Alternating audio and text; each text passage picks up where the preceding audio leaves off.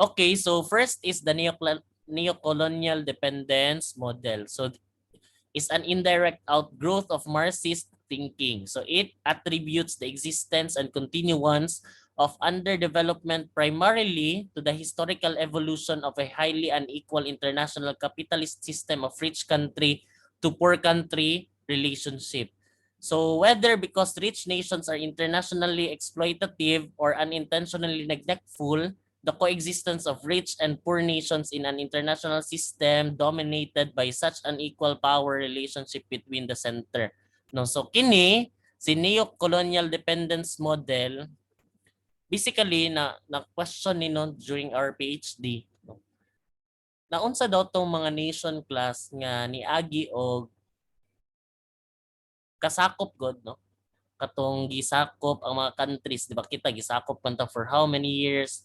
Ang question dito is that naba ni effect no sa ato ang economic status karon no. So basically naay effect pud jud ang uban no. Pero what if pud kaya no nagpasakop jud ta like for example in the USA. So siguro ba sa atong economy karon is okay na no. Pero ang problem dira is that ma-erase pud ang atong lahi no because masagulan og uban murag ana good class. Pero basically na question ra to no sa amo ang klase sa among doktoral nga kanang is being colonized a factor nganong dili pa develop ang isa ka country no. So dili siya enough no nga ang reason kung tayo mag-reason out ta nga dili pa develop si Philippines kay tungod nasakop mangud ta no. Pero dili siya enough because there are mga countries nga gisakop man pod nga karon dato naman lagi sila no. I believe Thailand is nasakop pod no sa una. Indonesia as well.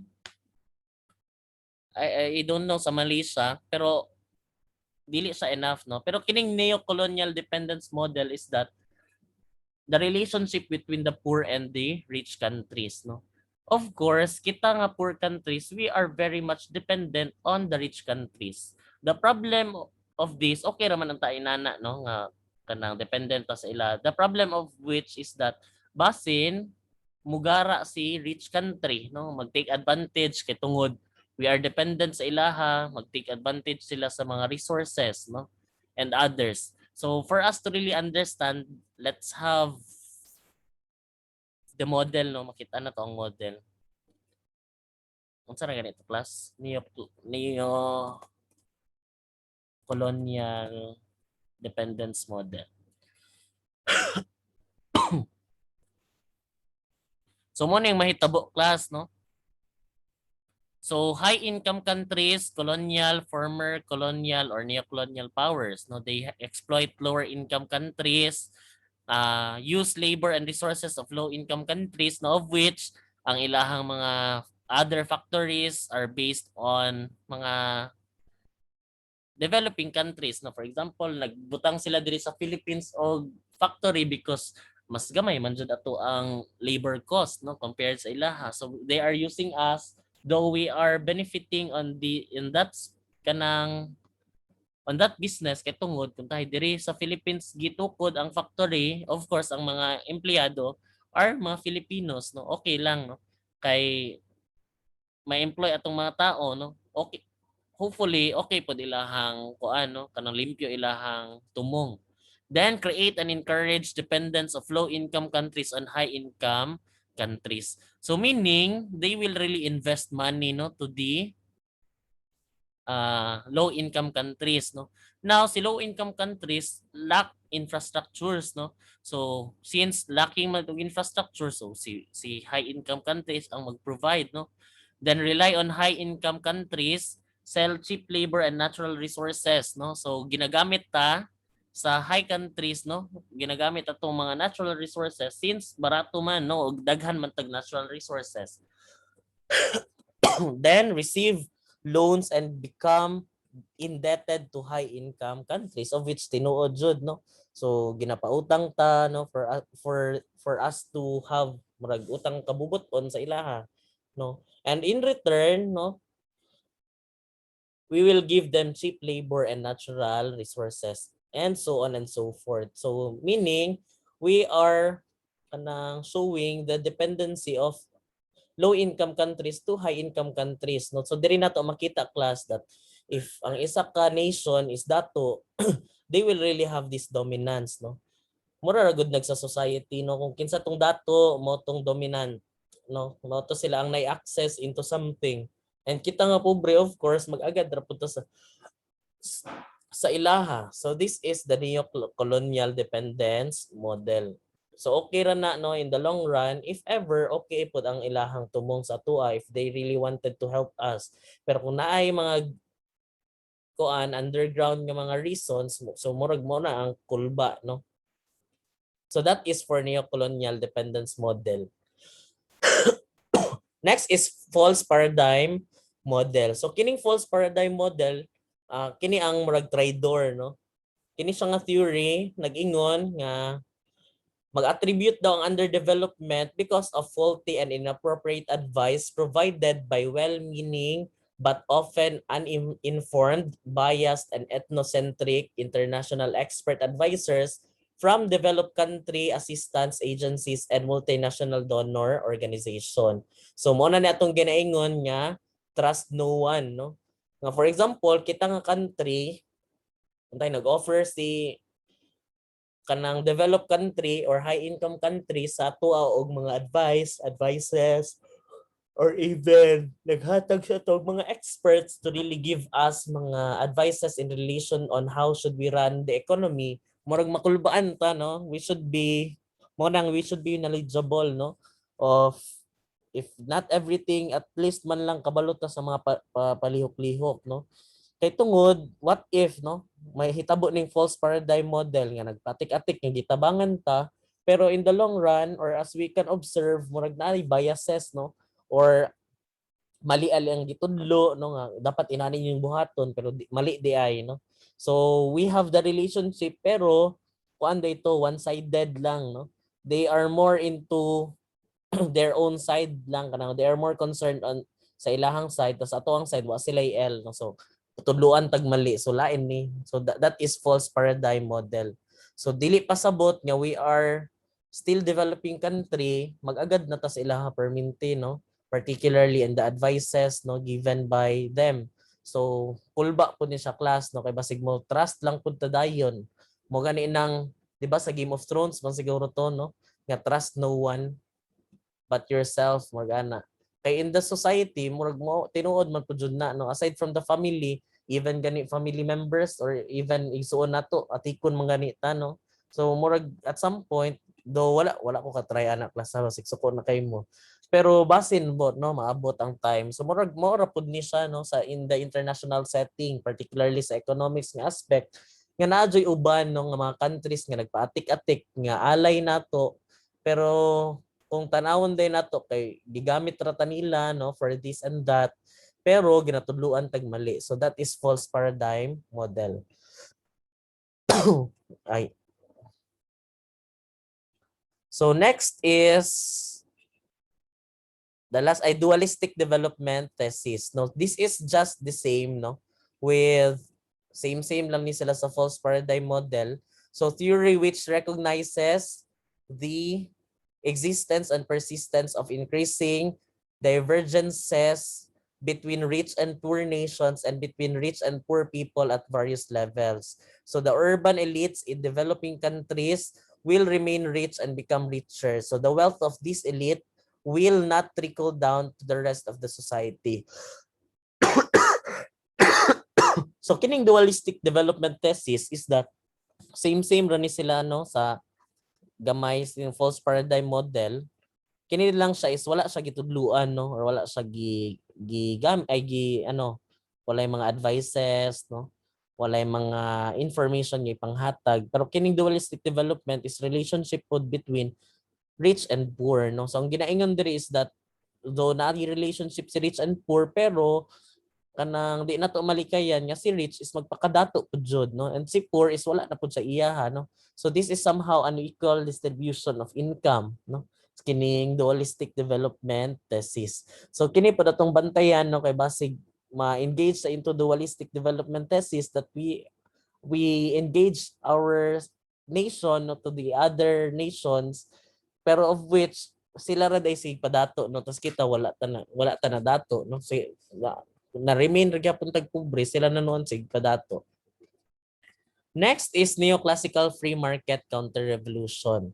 So this is somehow nindot no, kaning neoclassical free market counter revolution. So in developed nations, this counter revolution favored supply side macroeconomic policies, rational expectation theories, and the privatization of public corporations. Nganong maka-favor man sa supply side macroeconomic policies. Of course, if we will have this free market economy, pasabot daghag supply no ang maabot. So meaning kung tahay mo tukod diri og kuan, imong silingan class is nagtukod og barbecuehan, pagkaugma na may silosa ngayong silingan, giatbangan ang barbecue ay ang sa tawag ingon barbecuehan. So barbecuehan giatbangan. Pagkaugma na pod nag-ibog-ibog po tong silingan ninyo nga isa, so barbecuehan. So meaning una ang baligya nimo sa hotdog is tag G's no. Pero giatbangan man ka, yang baligya is tag 8. So meaning mapugsan ka og tag 8 na lang imuha. Sa dihang naana poy nag-ibog-ibog tag 7 iyang hotdog. So meaning mapugsan mong tulong nga tag 7 inyong hotdog no. So inana ang nakanindot pod if ever na ay free market or free enterprise ang isa ka nation no. Meaning okay lang kanang gaan unsa na dili kayo lisod magtukod og business no, because we apply free market no or free market system. So ma-regulate na to ang prices ana. So first is the free market analysis. So this argues that markets alone are efficient. Product markets provide the best signals for investments in new activities. Labor markets respond to these new industries in appropriate ways. Producers know best what to produce and how to produce it efficiently. And product and factor prices reflect accurate scarcity values. If not perfect, technologically is freely available and nearly costless to absorb. Information is also perfect and nearly costless to obtain. So under these circumstances, any government intervention in the economy is by definition distortionary and counterproductive. So free market development economists have tended to assume that developing world markets are efficient and that whatever imperfections exist are little consequence. No? So meaning, if we really want to achieve development, so pwede nga kini atong sundon no nga theory kining free market analysis or free market nga system. Kay tungod if we will let mga private establishments to kanang put up their business, basically they will really produce something nga really in need sa tao no. And if ever na ay mga latent demand no, so when we talk about latent demand or latent demand, these are demands nga demand sa tao of a certain product or a service nga dili pa available sa market. So meaning if na mga latent demands ang mga tao sa specific nga nation, pasabot private institutions kanang maglihok jud sila no, mangita sila pamaagi nga ma-offer na or ma-provide na sa public no, sa market. So if i-let nato no ang market nga mo grow no or molihok sa ilang kaugalingon, though naay mga naagapoy kanang government interventions, pero dapat gamay lang no, dili nato kayo sila duton kay mo ning ginaingon nga unsa ganina the invisible hands no, according to kalimot ko class Marx man siguro ang nag-ingon no kanang katong the invisible hands no, I forgot kinsa ang author pero tanawon na lang nato kinsay nagpropose sa invisible hands, Alfred Marshall or si Marx.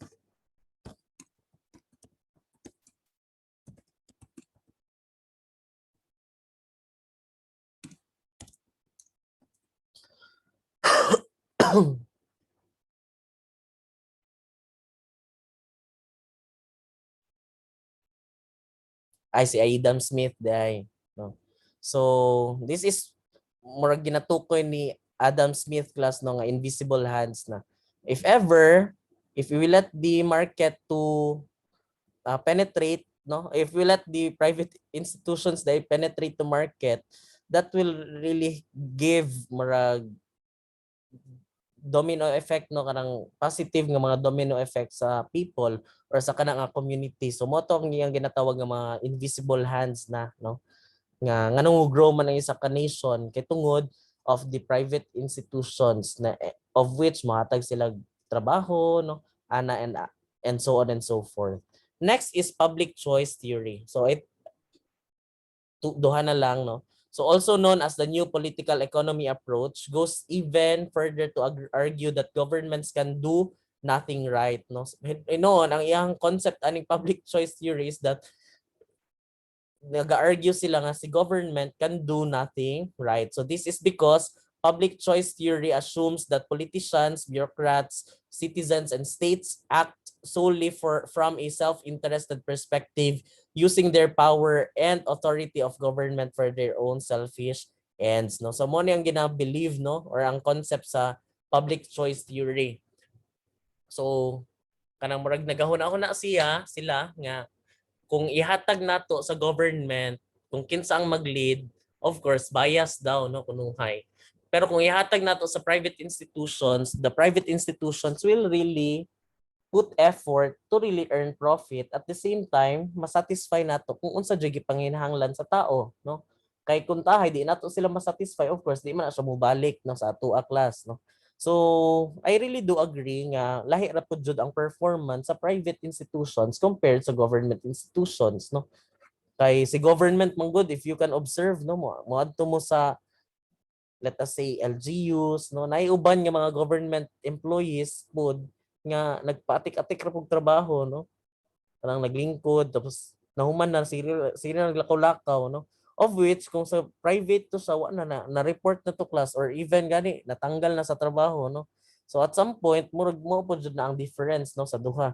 So mo tong gina-believe ni public choice theory. And the last one is market-friendly approach. So this approach recognizes that there are many imperfections in developing country product and factor markets, and that governments do have a key role to play in facilitating the operation of markets through non-selective interventions, for example, by investing in physical and social infrastructure. So meaning aning market-friendly approach class is that if you really want to have a developed country, dapat si government is na intervention ihatag. Pero ilang intervention is market-friendly. Pasabot, they will provide kanang roads, no? Kay para sa public to market nga mga aspect, they will give infrastructures to really improve, no? More ginana. Kanang inana lang ang mga interventions. Pero with regards sa pag-run sa business, dili dapat kay sila manghilabot, no? They will really assist, no, the private sectors to really provide quality outputs, no, through infrastructures and others, no, nga mga mandates. So this is the last topic, no, for this